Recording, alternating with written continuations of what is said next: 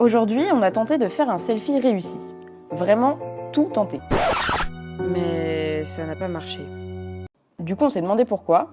Et c'est normal, c'est même scientifique. On vous explique. Regardez bien ces images. En haut, un portrait classique pris à 1,50 m de distance. En bas, un selfie. Rien ne vous choque ? Le selfie est beaucoup moins flatteur, et ce n'est pas un hasard. Boris Paskover et Ohad Fried, deux chercheurs américains, en ont même fait un modèle mathématique. Ils démontrent que le rendu d'un visage sur un selfie ne correspond pas à celui qu'il a réellement. Par exemple, le nez est plus imposant. Il est grossi de 30% sur sa base et 7% sur son bout. Tout ça à cause d'une distance trop réduite entre l'objectif et le modèle. Du coup, le moindre petit défaut se voit rapidement comme le nez au milieu de la figure, et on est vite tenté de recourir à un filtre. Mais est-ce la bonne solution ? Pas sûr, car si on regarde bien, ces filtres nous transforment tous de la même façon. Des yeux plus grands, un nez plus fin et une bouche plus charnue. Bon ok, peut-être pas tous.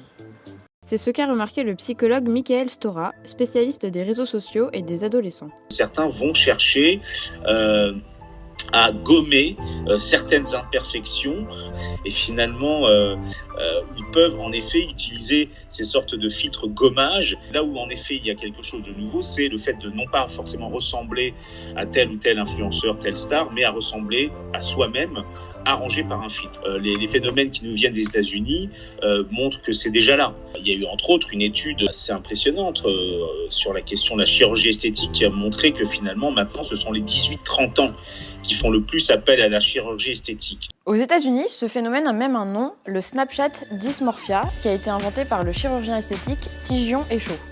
En 2017, un sondage indique que la moitié des chirurgiens interrogés ont opéré des patients dans le but d'améliorer leur apparence sur les selfies. Mais pour ne pas se laisser complexer par nos selfies, on a trouvé l'astuce.